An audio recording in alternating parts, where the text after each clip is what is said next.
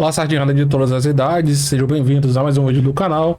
Como vocês sabem, aqui eu não tenho preconceito. Falo de ações boas, ações ruins, ações médias, ações de setores perenes, de setores mais ou menos, de setores mais complicados. E hoje vou falar com vocês de uma empresa de um setor um bocadinho complicado, setor de varejo, meus amigos.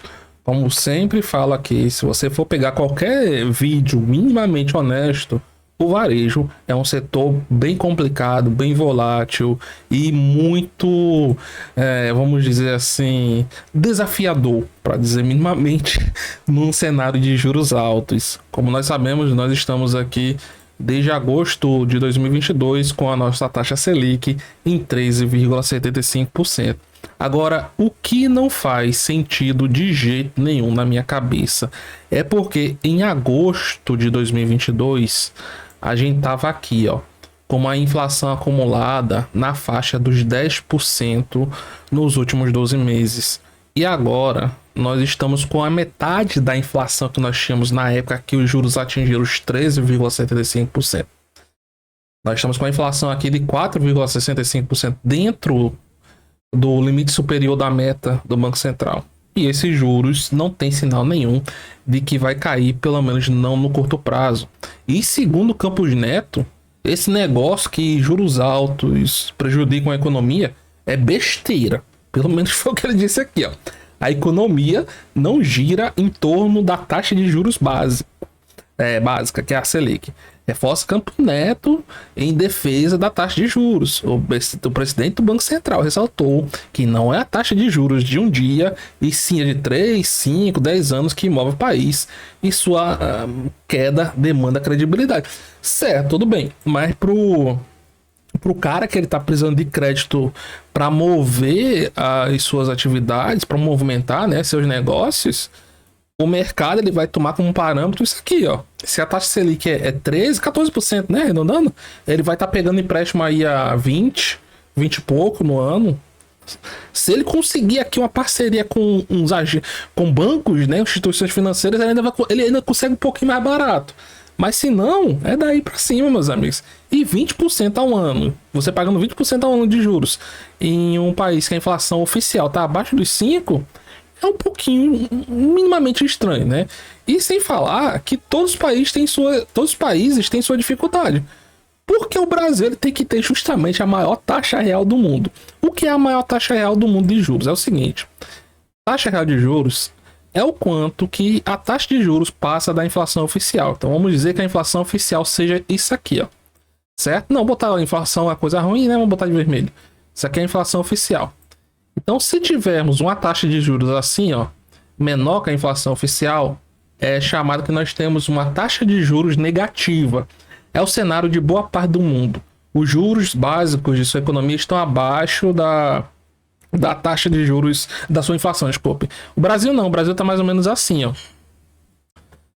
Muito maior do que a taxa básica de juros, do que a inflação, desculpa, a taxa básica de juros maior do que a inflação. O que nos coloca como o maior país aqui, ó, o país com os maiores juros reais. Se você for aqui, ó, pode procurar na internet.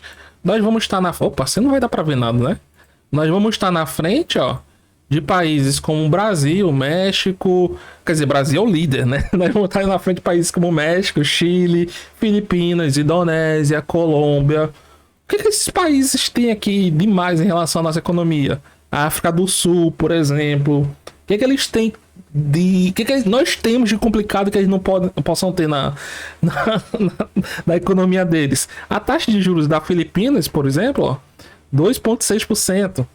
Aqui a do Brasil, o juros real, 6,9%. Quem fica aqui em segundo, ó, com 6,05%, é o México. Será que só o Brasil tem problemas, meus amigos? As expectativas do mercado deram uma melhorada, de acordo com o último Boletim Focus, certo? Antes o mercado estava esperando que o nosso Selic terminasse 2023 em 12,75% e agora é em 12,5%. Então, dentro desse cenário de varejo, vou trazer para vocês a atualização das ações da Petz, que ela é uma das ações que vai chamar a atenção da sardinhada, justamente porque você vai ver lá um belo dia, ela sobe aí 5%, às vezes até mais, e depois devolve os mesmos 5 ou até mais também. Mas o que você vai ver? Você vai ver abrindo o gráfico assim, nossa, ela tá sendo cotada nas suas cotações mínimas. Ah, acho que já caiu demais. Não tem como cair mais do que isso. Meus amigos, se você tá chegando agora na bolsa, você sabe. Quer dizer, você não sabe ainda, mas sempre tem como cair mais. Assim quando sobe, você pensa, ah, subiu demais. Agora vai cair. Cara, tem vez que sobe que você pensa, nossa, não vai parar de cair, não. É o caso aqui, por exemplo, do Banco do Brasil. O Banco do Brasil tá esperando lá abaixo dos R$ 30. Ele até foi, ele deu aqui um pouco de esperança, deu um pouco de ilusão, ó. Eu tava esperando aqui, ó. Ele veio R$ 36. R$ 36. Mas não foi a parte de R$ 36 de jeito nenhum. E já tá vindo romper aqui o seu topo histórico. Não estou comparando as ações. Eu estou apenas dizendo um exemplo. Ah, já subiu demais o Banco do Brasil, por exemplo. Ele vai lá e sobe mais ainda. Então, esse negócio de pets já caiu demais. Cara, tomem cuidado. Assim como qualquer outra empresa independente, ser do varejo também, certo? Então vou trazer para vocês, primeiro, datas importantes da companhia. Fica de olho aí, ó. 4 de maio, data da divulgação do primeiro trimestre de 2023, 9 de agosto, segundo trimestre, e 8 de novembro, terceiro trimestre. Vou usar como base um texto da Money Times, oportunidade ou armadilha. Saiba se é uma boa ideia investir nas ações da Pets. Na minha opinião, não é uma boa ideia, a não ser que você use a seguinte estratégia, certo? Ó, você já tem na sua carteira aqui, ó. Exemplo, Banco do Brasil, tem um Bradescão aí, tem uma VEG da vida, tem, sei lá, uma Marco Polo, tem aqui uma Sanepar, uma Taesa, uma Alupar, etc, etc. Aí você vai e bota isso aqui na Pets, ó. Aí acho que pode botar isso aqui. Aqui, ó, Pets é o que tá aqui em vermelho. Pronto. Aqui pode dar certo. Por quê? Eu vou destrinchar melhor ao longo do vídeo, certo? Então, de acordo com a Genial, lá vai a Genial Investimentos, existem sim motivos para comprar as ações da Pets. E não é só comprar, é comprar agora. De acordo com eles, eles começaram a cobertura, né, do papel. Eles estão aqui com uma recomendação de compra e preço-alvo lá nos R$ 8. E eles acreditam que a companhia atualmente é negociada a um PL muito interessante. Considerada a média histórica de 69 vezes do múltiplo, a estimativa de crescimento aqui da taxa de crescimento anual composta de 30% entre 2022 e 2025, os analistas estão vendo aqui como uma boa relação risco-retorno. Então, olha o que eles estão dizendo aqui, ó, que a companhia, a média histórica dela tem um PL de 69 vezes. E atualmente ela está aqui em 20 vezes, né? E em 2024 é que seja negociada em 14 vezes, o PL de 14. Só que qual a questão? Para uma empresa de varejo, um PL de 69, para uma empresa que não paga dividendos, para uma empresa que tem uma situação que eu vou mostrar daqui a pouco, ela não é uma bombinha, mas também não é nenhuma maravilha. Na minha opinião, o risco-retorno não é dos melhores, a não ser que você use aqui um percentual bem pequeno no seu investimento, certo? Além disso, eles acrescentam que a Pets está em uma boa posição para manter a consolidação do setor ao longo dos próximos anos. Na estimativa da Genial, o setor de animais de estimação brasileiro deve crescer 15% ao longo dos próximos 3 anos, dos atuais 8% de participação de mercado, e com um plano de cobertura de loja mais agressivo que o concorrente, é quase natural pensar no crescimento do faturamento da Pets ao longo dos próximos anos.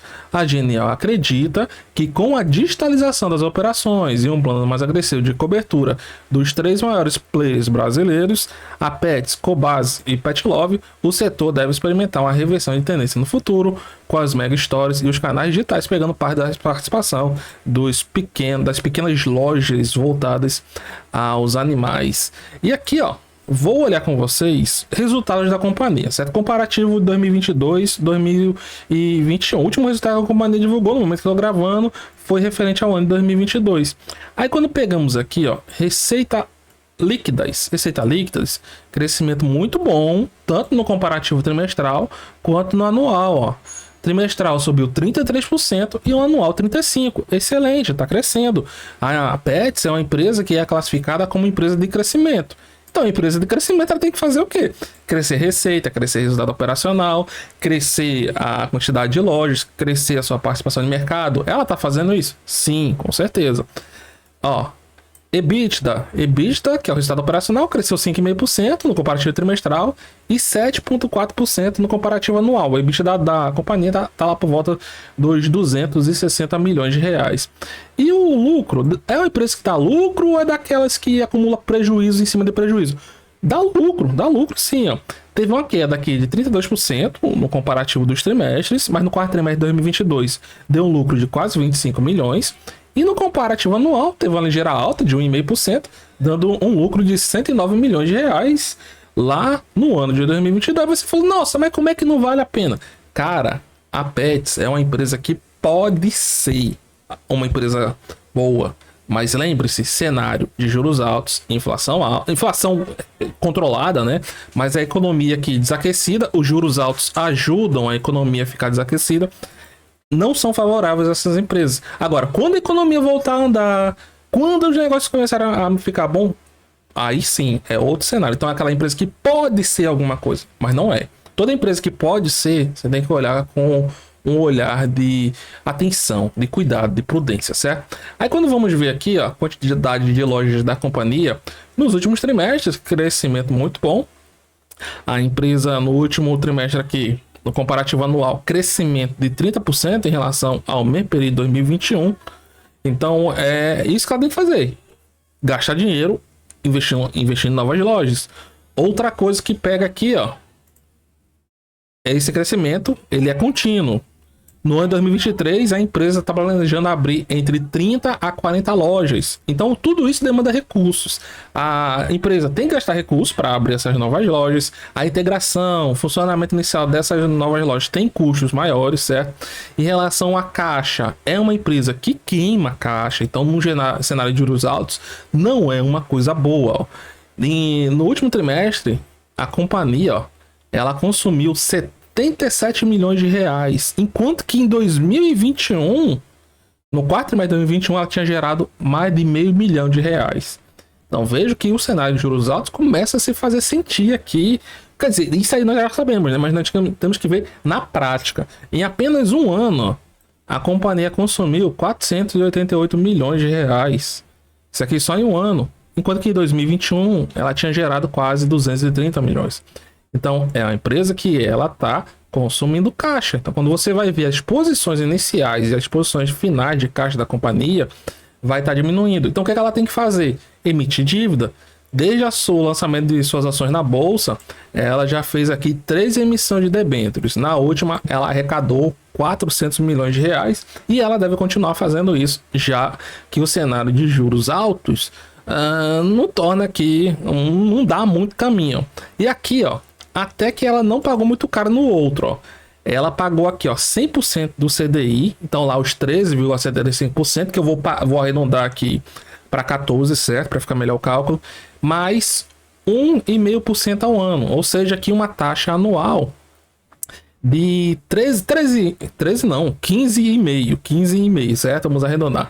Então, 15,5, ela conseguiu esses 15,5 porque ela entrou em contato aqui com instituições financeiras grandes que arrumaram compradores para essas debêntures aqui, ó, que forneceram esses 400 milhões para a empresa, certo?